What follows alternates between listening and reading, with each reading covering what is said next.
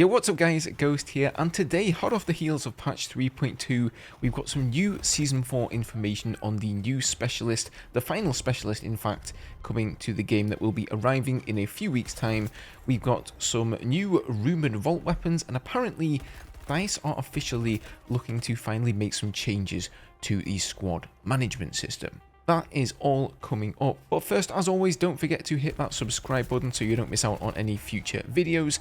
There's still a lot of 3.2 stuff to come here on the channel, new helicopter guides, and of course soon I'll be diving even deeper into Season 4 as well. We are real close to 40,000 subs guys, so thank you so much for that. Alright, first of all, let's start with the big thing, the reason most of you are here, the new Season 4 specialist.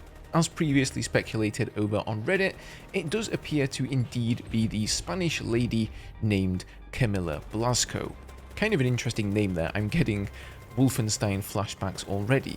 But her trait is as follows, so she doesn't trigger motion-based gadgets, and she cannot be targeted by Boris's sentry gun. So it sounds kind of like the cold-blooded perk from COD, presumably proximity sensors won't detect you, the tugs won't detect you, maybe claymores perhaps won't trigger, and obviously she won't be targetable by Boris's gun either. Honestly, this trait doesn't sound very strong when I hear this at the moment, because those gadgets aren't terribly overused now in my opinion. So that leads me to believe that DICE could be adding perhaps some new kind of spotting gadget or attachment for weapons as part of Season 4. We have seen something similar to this in Battlefield 4, and this would make her trait more valuable, but of course that is sheer speculation on my part there. Now Blasco's gadget on the other hand is the X6 infiltration device, which creates a zone which jams spotting information and incoming lock-ons. According to Temporal, this gadget can be destroyed, so I assume it's a placeable gadget like Irish's APS gadget, rather than a Pike-like gadget that activates on the specialist itself. So again, more anti-spotting technology there, further compounding my belief that spotting will be even stronger somehow in Season 4. And the anti-lock-on capability there is kind of interesting as well. I suppose you could place one down next to a friendly tank and it will be impervious to harm from the javelin, but then if the tank moves anywhere, then it's probably going to get outside of that bubble. I also can't see how you can really use this on aircraft, so more likely than not it's only intended for the ground vehicles, but I'm sure we'll learn more about that soon. Now, aside from that, Temporal has also found new references to unreleased vault weapons in Battlefield 2042, and those are the Type 88 LMG and the SVD. Honestly, I'm not too excited about these weapons myself. If you would ask me to create a list of which weapons I would like to see made into vault weapons, I'm not gonna lie, those two would probably be somewhere down the bottom. Also, a lot of the weapons found by Temporal have not been made into vault weapons yet, like the M98B or the M95 for example, so who knows if they will actually make it into the game. Alright, next up this week, if you haven't logged on yet, here are the weekly missions. So first off, we've got 3 hipfire kills, 100 damage inflicted with throwables, and 8 kills and assists with SMGs. For round 2, we have 1000 damage with secondaries, 20 teammates healed or resupplied, and 12 smoke assists or revives concealed, so fairly easy there. And then to cap off, we've got 2 multi-kills with tactical weapons or SMGs. Probably going to grab a cheesy shotgun, I think, for that one. 20 headshot kills with tactical weapons or SMGs, and then the bonus 20 teammates revived. So not overly easy this week, but not too hard either. And then for portal modes, at the moment, we have 2042 free-for-all, that's for 24 players, and then 32v32 conquest hardcore.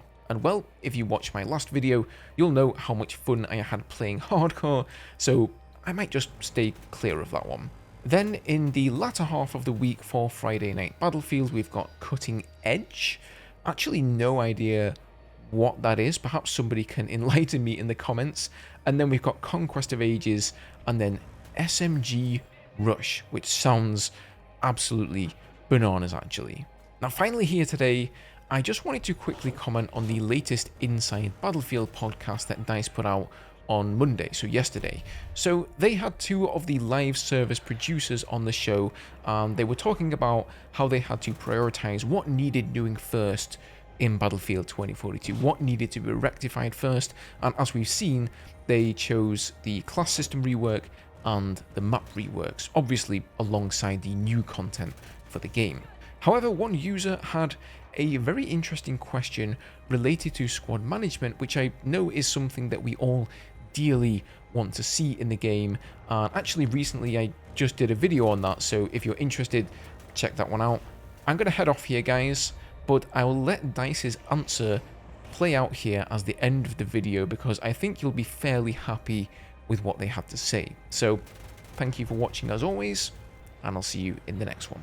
Which brings us to the next question, which is quite a big one. I think it's the #1 feedback we get right now. So I'm gonna give credit for the question to Nightfall451. Are we ever gonna get squad leader abilities? So squad management. Nika, I think you've been... Yes, been working on I it. have some knowledge on that topic. Yes. So we are we know that the squad management is something that our players have been asking for. We know it's one of the features that players did expect to have when we launched the game, and we are looking into it. The thing is, we wanted to get out the class system. There were other things we wanted to change and release before we jump onto the squad management. And we touched upon it in the beginning of the podcast. It's like we have to pick and choose. We just can't. That's the challenge. You can't have it all at the same time. So I can't tell you more. Like when it's coming, we are looking into it. We are planning to bring it in the future. Hopefully, I'm not gonna say soon. It's gonna be soon. TM.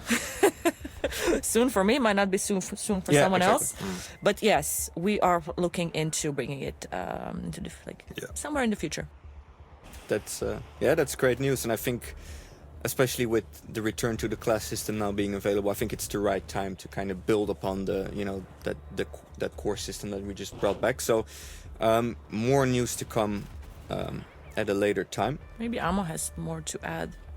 Do you want to? No, I think you covered it well. I think it's just we know just how important the squad management system is, and the package that we're putting together, I think, is a good one. And one would hope that we can get that out pretty soon. But then again, that's soon your TM. soon TM. Yeah. But to all listeners, we know you have this feedback. We've seen the comments, so it's something that's top on our list right now. Yeah, and the thing is, there is a very high chance we will release everything at the same time. We are looking into what can we get out as soon as possible. Yep. How can we continue evolving? How can we get answer the feedback as much as possible. But I do have to say, might not come everything at the same time, but we will try and address the feedback and give the players what they want. Yeah.